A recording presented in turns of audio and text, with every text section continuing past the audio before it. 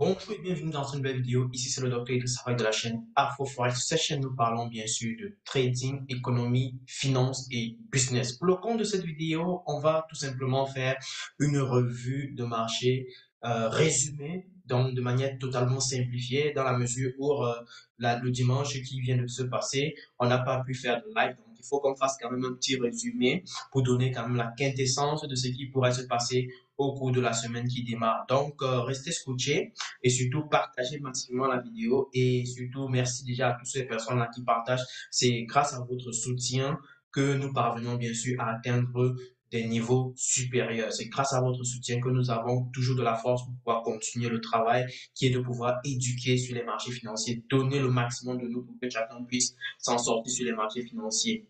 Donc, c'est une tâche pas très évidente, mais ça demande beaucoup d'engagement, beaucoup de détermination, beaucoup d'énergie et bien sûr beaucoup de passion. Donc, surtout la famille, partagez massivement, likez la vidéo et dites-nous en commentaire si vous avez des questions par rapport à certaines annonces économiques qui vous intéressent particulièrement et les tendances qui vous intéressent particulièrement. Et on va revenir en question, en réponse pour vous donner quelques éléments supplémentaires. Donc, nous démarrons une semaine assez simple, non chargée, pas beaucoup d'annonces en ce qui concerne le dollar américain. Donc, vous savez que le dollar américain est l'une des monnaies qui est très surveillée sur le marché, quel que soit le marché, c'est-à-dire que tu sois sur le marché des devises, sur le marché des cryptos, sur le marché des bons, sur le marché des actions, c'est surveillé au maximum. Donc, il faut pas négliger le dollar. Donc, nous, quand on intervient dans le cadre du marché du Forex et des cryptos, on a intérêt à toujours avoir la quintessence de ce qui se passe sur le dollar. OK? Donc, déjà, d'entrée de jeu, d'un point de vue annonce économique, on n'a pas beaucoup d'annonces d'impact pourrait réellement faire bouger le dollar, mais on doit rester quand même sur nos gardes de manière globale, ok? Donc, on va suivre toujours de près, on va avoir quelques éléments, mais à côté de ça, on va avoir bien sûr des annonces assez importantes. Avant de partager mon écran, je tiens à préciser que AfroForex a continué les inscriptions pour le programme de formation pro, un programme qui va te donner un ensemble d'éléments, un ensemble de stratégies, plusieurs stratégies de trading que tu pourras déployer. C'est un programme où on t'accompagne de A à Z. Donc, tu n'es pas laissé seul. Tu es vraiment accompagné. On a un groupe fermé où on travaille. Il y a des stratégies qu'on partage qui vont non seulement te permettre de pouvoir bien opérer sur les marchés financiers de manière efficace. Donc, que tu sois débutant, tu ne comprends rien, tu voudrais véritablement à développer une carrière sérieuse sur le marché, sur les marchés financiers. Sache que tu ne dois pas avoir peur des mots techniques. Et justement, c'est grâce à cette formation-là que tu pourras désormais passer à un autre niveau. C'est-à-dire, tu seras totalement changé. Donc, on a des étudiants qui sont en train de suivre les cours actuellement. Ils viennent de tous les niveaux possibles et ils sont en train de prospérer clairement en termes de performance. Donc, je suis très content en tout cas de l'évolution. Et à côté de ça, donc, je dirais tout simplement, quel que soit ton âge, quel que soit ton niveau, tu es la bienvenue dans ce programme, n'est-ce pas? Donc, maintenant, c'est un programme qui va durer 4 à 5 mois où on va vraiment aller à fond dans les stratégies de trading. On va maîtriser comment tu dois gérer ton capital. On doit maîtriser comment est-ce que tu dois saisir les opportunités. On doit maîtriser comment est-ce que tu dois trader plusieurs marchés différents. Comment est-ce que tu dois adapter ton activité sur les marchés financiers avec ton boulot, n'est-ce pas? Donc, tu pourras avoir mon numéro, je pourrais te coacher de A à Z. Donc, tu pourras avoir des séances de coaching avec moi de A à Z pur. Donc, pour que je puisse corriger les choses qui te dépassent, tu peux m'appeler quand tu veux. Et là, on discute sur certains points qui te dépassent et on clarifie cela, on analyse et j'essaie de te donner des solutions, n'est-ce pas, pour que tu puisses avancer dans ton trading. Donc, voilà les avantages du programme pro. À côté de ça, on a des stratégies qui vont te permettre de pouvoir décrocher des gros capitaux auprès des grosses entreprises. Et donc, tu pourras désormais trader les capitaux des entreprises et non ton propre argent. Et pour ma part, c'est le meilleur deal que vous pouvez avoir actuellement sur les marchés financiers. En tout cas, si tu as besoin de plus de détails par rapport à cette formation, n'hésite pas de nous contacter rapidement au numéro qui se trouve au premier commentaire de cette vidéo. Et ça fera plaisir, bien sûr, de pouvoir vous donner plus de détails sur la formation. Donc, contacte-nous le plus vite possible car le nombre de places est limité. Je ne voudrais pas que tu rates cela. Donc, voilà. Ceci étant dit, je vais tout simplement partager mon écran et on va attaquer rapidement le sujet. On va aller très vite, n'est-ce pas, avec cette revue de marché pour ne pas traîner assez long. Donc, je veux que cette vidéo ne dure pas beaucoup. OK? Donc, du coup, alors, déjà d'entrée de jeu, ce que vous pouvez voir, c'est des annonces qui concernent, des annonces qui sont principalement à fort impact. Donc, comme vous les voyez ici, elles sont toutes étiquetées en rouge. Et principalement, pour la journée de dimanche, on devait avoir le discours du gouverneur de la Banque centrale. À côté de ça, on devait avoir le PMI sur le secteur des services le lundi, aujourd'hui, qui est sorti en positif, n'est-ce pas? Donc, qui s'est traduit par une hausse du dollar. Donc, vous pouvez voir, si on regarde le dollar, le dollar a explosé massivement. Donc, déjà, personnellement, je pense que de manière globale, le dollar peut continuer sa pression haussière. À côté de ça, on a le cash rate, n'est-ce pas, le cash rate du côté de l'Australie. Donc, le cash rate, c'est un peu comme l'annonce sur le taux d'intérêt de la Banque centrale australienne. OK? Donc, il se trouve que on pourrait avoir une stabilisation de ce taux-là autour des 4,35. Et si on a cette stabilisation, éventuellement, on va avoir un dollar australien qui risque de chuter. À côté de ça, on aura aussi on aura la conférence de presse du gouverneur de la Banque centrale australienne qui va revenir sur les chiffres, qui va venir expliquer comment est-ce qu'il compte déployer encore la politique monétaire? Est-ce qu'ils vont continuer de stabiliser? Est-ce qu'ils vont continuer? Est-ce qu'ils ont l'intention de baisser les taux à un moment donné et à partir de quand environ? Quelles sont les conditions qu'ils ont besoin d'avoir pour pouvoir baisser les taux? Donc, ça, c'est quelque chose qu'on va éventuellement suivre. C'est ce soir lundi. À côté de ça, le mardi, on a les annonces plutôt maintenant du côté de la Nouvelle-Zélande et du Canada. Au Canada, on aura le discours de la Banque centrale, n'est-ce pas, du gouverneur de la Banque centrale, Tiff Maclean, qui va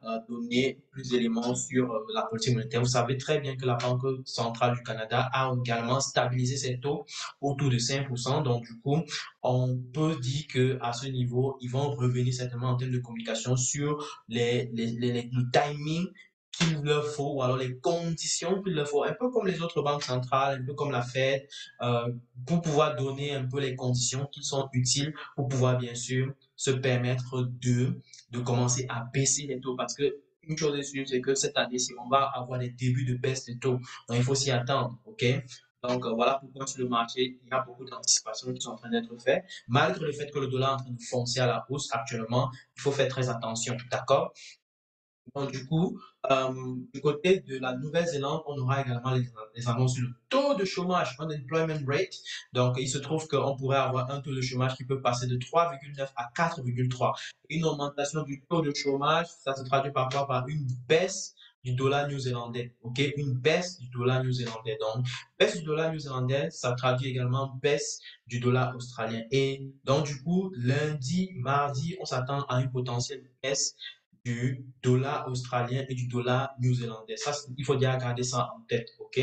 Maintenant, on a, après la journée de mercredi, il n'y aura pas d'annonce à fort impact, mais la journée de jeudi, on aura clairement l'annonce sur l'Australie qui va revenir sur le discours du gouverneur de la Banque centrale. On a également du côté des États-Unis le unemployment claim, le nombre de déclarations de chômage qui pourrait se retrouver à la baisse, passant de 224 000 à 221 000, donc une légère baisse des nombres de déclarations de chômage contribuerait clairement à ce que le dollar aille à la hausse, n'est-ce pas? Donc, potentielle continuité à la hausse du dollar, il faut faire très attention. Maintenant, à côté de ça, on va dire tout simplement que à côté de ça, on a le taux de chômage du côté du Canada qui va également être publié et qui pourrait aller à la hausse. Une augmentation du taux de chômage, il faut s'attendre potentiellement à une baisse, n'est-ce pas, du dollar canadien. Donc, on va suivre en tout cas ces éléments-là pour voir comment les choses vont se comporter. On va suivre pour voir si on a intérêt à réagir de manière stratégique. Ok. Donc, ça, c'est pour les annonces économiques. Donc, globalement parlant, on s'attend à une potentielle hausse du dollar américain, une potentielle baisse du dollar australien, une potentielle baisse du dollar australien et néo-zélandais. On a également une potentielle hausse, n'est-ce pas? Pardon, une potentielle baisse du dollar canadien. Donc, voilà un peu les tendances qu'on peut garder en tête. pour ce qui est du marché pour cette semaine-ci. Maintenant, lorsqu'on prend, n'est-ce pas, lorsqu'on prend les paires de devises, je vais aller directement aux paires de devises. Euh, Lorsqu'on prend le GBP USD, on a eu une grosse explosion à la baisse du GBP USD. Ceci est dû au fait que le pound britannique a dévissé. Donc, si on prend le pound britannique, il a purement dévissé. Il est allé extrêmement, il a fait un gap baissier. Donc, ça, c'est énorme. Donc, j'anticipe qu'on pourrait continuer à la baisse avec le GBP, avec le pound britannique, n'est-ce pas? Et donc, du coup, ça voudrait dire, et quand il y a une grosse baisse comme ça voudrait dire que les paires de devises qui sont en GBP, qui sont en monnaie de base GBP, vont être principalement dominées par une tendance baissière telle qu'on le voit. Donc, éventuellement, ce que moi j'attends ici, c'est peut-être une correction ici pour engager une vente éventuellement sur le GBP USD. Ça, c'est ce qu'on peut prévoir clairement sur le GBP USD. OK? Maintenant, lorsqu'on prend GBP JPY. Le GBP JPY, il a légèrement corrigé parce qu'il avait repris la hausse, il a corrigé clairement. Tel qu'on voit, il peut revenir tester ce niveau de la moyenne mobile, éventuellement percer pour aller beaucoup plus bas. Sinon, s'il stabilise ici, on peut anticiper une remontée. Sinon, on va attendre qu'il chute. S'il brise facilement la moyenne mobile ici, peut finalement venir chercher ce niveau plus bas et on va éventuellement engager l'achat à ce niveau. Donc, à suivre de près parce que ça fait quand même un bout de temps. Le GBP du pass est plutôt à la hausse et je pense que ça, c'est des zones de correction pour, en vue de préparer une potentielle remontée. Donc, suivez de près la chute qui va éventuellement se stabiliser ici. Si ça stabilise ici, on peut tenter un achat, mais si ça ne stabilise pas, il faut s'attendre à ce que ça chute davantage. Donc, il faut éventuellement soit viser une vente ici, pas pour cibler le niveau bas ici, soit attendre que ça vienne ici en bas et cibler plutôt un achat. OK? Alors, pour ce qui est du USD JPY, sachant que d'un côté, on a le dollar américain qui est en train de prendre la hausse et le JPY, pardon, qui est en train de prendre la baisse, n'est-ce pas? Ça voudrait dire qu'avec le USD JPY, on est en train de foncer à la hausse. Donc, on s'attend à une continuité haussière avec le USD JPY. Donc, tentative. Donc, la tendance est principalement haussière. Moi, je ne traderai que les achats sur le USD JPY s'il fallait trader le USD JPY. Donc, à moi de suivre maintenant, est-ce que ça va se faire ainsi? Est-ce qu'on aura une correction? C'est probable qu'on ait une légère correction pour pouvoir bien sûr engager la remontée. Donc, moi, je préfère avoir une correction. Ça allait un peu trop, euh, c'est allait trop mal placé ici à mon avis. Moi, je préfère avoir quand même une petite correction, soit une correction qui peut venir plus bas avant de remonter, mais une correction serait la bienvenue. Donc, mais encore une fois, si il faut trader, pour ma part, le USDJPY, c'est principalement les tendances haussières. Donc, si ça corrige là, pendant la chute, je ne vais pas prendre de trade, je vais attendre qu'il vienne stabiliser ici et je vais acheter. Maintenant, je vais acheter où? Ici exactement. Mais si ça ne corrige pas jusqu'ici, éventuellement, ça va tourner en rond là. Après, ça va foncer. Un peu comme ça, l'habitude de faire. Ensuite, on a le NZD USD. Le NZD USD, par contre, lui, il est en train de chuter comme on a envisagé. N'oubliez pas qu'on a dit tantôt qu'on a le N de dollar new-zélandais qui pourrait chuter davantage. Donc, le dollar néo-zélandais, s'il chute davantage, on s'attend, et que par ailleurs, le dollar américain peut continuer à la hausse, on s'attend bien sûr que on peut avoir une petite correction ici pour engager la baisse. Donc, pour moi, c'est comme ça que je vois la tendance sur le NZD USD. Et ce sera pareil sur le AUD USD. Vous voyez, le AUD USD suit quasiment la même tendance. Je vous ai déjà expliqué ça. Donc, on pourrait faire une correction ici, là, comme vous pouvez voir. On pourrait faire une correction là, n'est-ce pas? Et une fois qu'on va stabiliser ici, on peut engager une descente. Donc, une bonne vente serait prise quelque part ici. D'accord? Alors, le GBP NZD, sachant que le pound britannique est en train de baisser, le NZD est en train de baisser, ça va créer quasiment du surplace. Donc, moi, je resterai beaucoup plus en surveillance du surplace ici. Donc, je ne traiterai pas le GBP USD, le GBP NZD. Pareil pour le GBP AUD, ça va créer du surplace, clairement parlant. Donc, pas de trade ici, dans la mesure où on vit une claire ambiguïté. Donc, ça, je l'ai déjà expliqué avec les étudiants qui suivent les programmes que ce soit le programme débutant, le programme pro, même parfois les programmes gratuits, j'en donne des informations utiles dans ce sens-là. Donc, pour ceux qui n'ont pas encore suivi des programmes gratuits ou alors qui s'intéressent aux programmes de formation, n'hésitez surtout pas de nous contacter.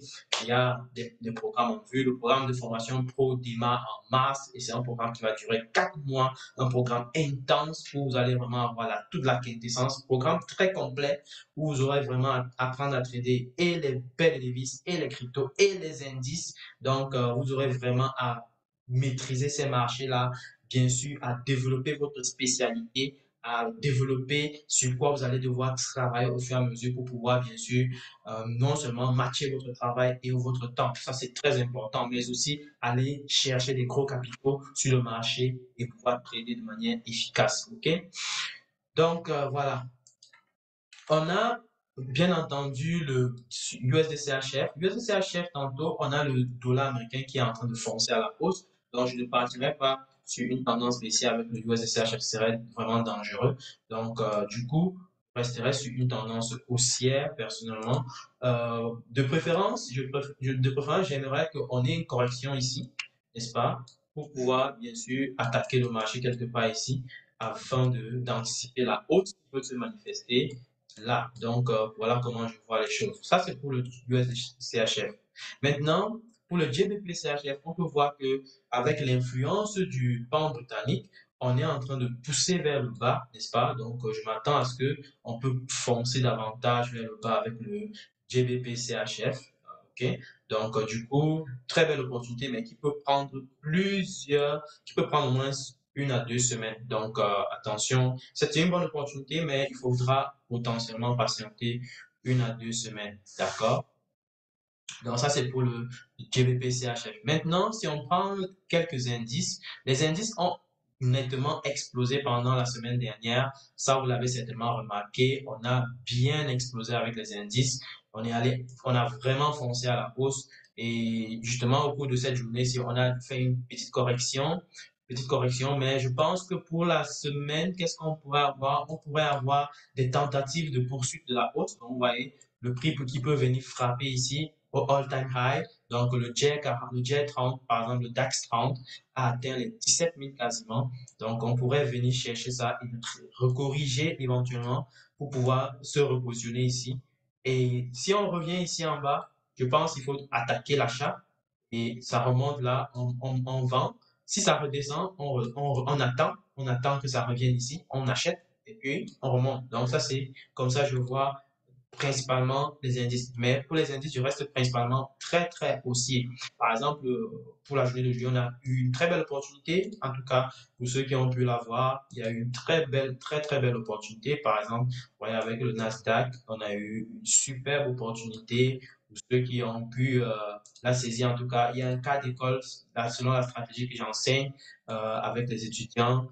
On a eu un très bel achat ici, là qui ont certainement été saisis. Donc, c'est très mécanique, en tout cas, la manière dont j'ai donné la stratégie. Donc, il n'y a pas de demi-mesure, il n'y a pas d'embrouille sur ce genre de stratégie. Très clair, le système est clair. Donc, je pense que au moins la majorité ont pris cette opportunité. C'est ça, je suis certain. Je n'ai pas encore vérifié, mais je suis certain. Voilà. OK. Donc, maintenant, pour le gold, on voit qu'il a tenté vers le bas, il est allé chercher les 2017. Moi, je pense que le gold va foncer pour aller chercher éventuellement les 2060. Donc, attention à tout ce qui se passe actuellement. Le Bitcoin reste carrément quand même sur une zone de surplace. Ça fait un peu de surplace. Ça tourne entre 2600 et 3500. Donc, on peut remarquer qu'actuellement, on est à 2600. Et pourtant, ce matin, on avait atteint les 3400, 3500. Et juste après, on a chuté brutalement, pour revenir vers les 2600. Donc, on voit bien que ça fait de l'hésitation continuelle ici. Et personnellement, tel que moi je vois la tendance un peu moyen long terme, On peut dire que le Bitcoin est en train de se préparer dans cette zone-ci pour engager une percée rapide. Donc, on risque d'avoir une percée très rapide sur du Bitcoin pour aller chercher les 47 000. Donc, moi, je vise les 47 000 en tant que trader, donc 47 200 environ. On pourrait avoir un Bitcoin qui tourne en rond, mais tout brusquement, il, il va chercher les 47 000. Ça, c'est ce que moi je vois venir. Et le Bitcoin a déjà eu à répéter ce genre de comportement à plusieurs reprises, à plusieurs séances, à plusieurs séquences. Donc, pour moi, tel que je vois les choses, on peut réellement répéter l'action dans la mesure où on est en train d'accumuler ici, on est en train d'accumuler en termes d'échange, en termes de capital, en termes de liquidité. Il y aura un moment où les choses seront un peu plus claires et directement, quand il y aura un petit déphasage entre les acheteurs et les vendeurs, boum, le prix va exploser, il va chercher plus haut. Pareil pour Ethereum, on est en train de stabiliser autour des 2300, pardon, 2300. Et justement, avec Ethereum, une fois que le Bitcoin va foncer, éventuellement le jour d'après, n'est-ce pas, le jour d'après, on va foncer. En général, ils ne foncent pas au même moment. Si tu es trader, tu as certainement déjà expérimenté cela. Ou alors, si tu es trader de Bitcoin, bien sûr, tu as déjà expérimenté cela. Sinon, je pense que c'est quelque chose à expérimenter. Donc, en général, quand le Bitcoin va foncer, il ne va pas foncer, on ne va pas sur le coup. On va légèrement avoir un retard, donc peut-être un jour de retard, et puis il va également attaquer le marché le jour d'après pour aller chercher également un très bon target. Donc, pour moi, sur Ethereum, je vise carrément les 2600, pas 2700. 2700, on est dans une zone d'incertitude. Bon, 2600, 2650, c'est encore jouable, n'est-ce pas? Donc, facilement, ça peut très, très rapidement aller chercher ce niveau-là avant de rechuter. Donc, c'est très fort probable. Donc, moi, personnellement, voilà un peu les tendances qu'il faut surveiller de près. Et je dirais tout simplement qu'il faut garder un regard très vigilant pour ne pas se faire avoir. Encore une fois, je dis ceci, vous devez toujours trader en mesurant, n'est-ce pas, le capital que vous êtes prêt à mettre. C'est très important et surtout, mettez-vous dans de bons contextes avant de pouvoir trader. Préparez votre marché avant de trader. Ne partez pas sur le marché et dégainez le bouton buy et sell pour pouvoir espérer un gain sur le marché. Non, ayez une stratégie claire et nette et connaissez, apprenez à vous connaître pour pouvoir bien sûr maîtriser, n'est-ce pas, les opportunités que vous pourrez saisir et que vous pourrez tenir pendant le processus. C'est très important. Donc, voilà. Ceci étant dit, je vous remercie encore d'avoir regardé la vidéo et surtout, portez-vous bien, portez-vous bien. On se dit à très bientôt pour une prochaine vidéo. Ciao!